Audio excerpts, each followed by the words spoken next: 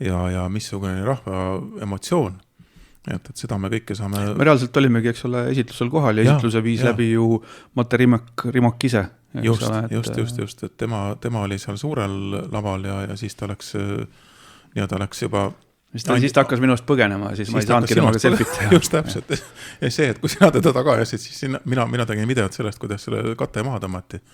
Ja loomulikult pärast seda tuli rahvast nii palju ümber auto, et me pidime tegema rahunemishpausi ja käima veidi ringi, et sellest FKP homaažist oleks võimalik ka lähemalt vaadata, veidi pildistada ja kuhu me siis läksime, mis autosid me nägime? No sa räägid rahunemisest või? Rahunemispaus oli. Ja, et kui oled vaadanud Bugatisid, Ferrarisid ja Lamborghinisid mõnda aega, ma ei tea, mitmes näituse päev see oli, tähtis ei ole, aga kus me siis rahunesime?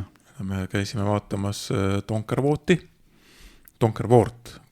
ja Hollandi tootja, mis oli käärustega siuke äge masin, millel olid väga hämmastavad näitajad, eks ole, ja siis sinu lemmik oli ma räägin enda lemmikust enne ikkagi, et minu lemmik, kus minu nii-öelda Eleanor, eks ole, Porsche 928, millest me kindlasti räägime tulevastes saadetes veel, et siinkohal väike tagasipõige siis 25. aastasse, kus käisime samamoodi Pariisis, eks ole, autonädalal, moenädalast ma ei mäleta sellele midagi, aga siis oli plaanis pakkuda 928 GT oksjonile ostu, aga mis juhtus oli see, et ma olin oma eeltöö tegemata jätud, ehk siis mul oli garaaž koristamata, mul polnud garaažis ruumi selle jaoks, ehk siis mul oli üks auto müümata ja sellepärast see oli ikkagi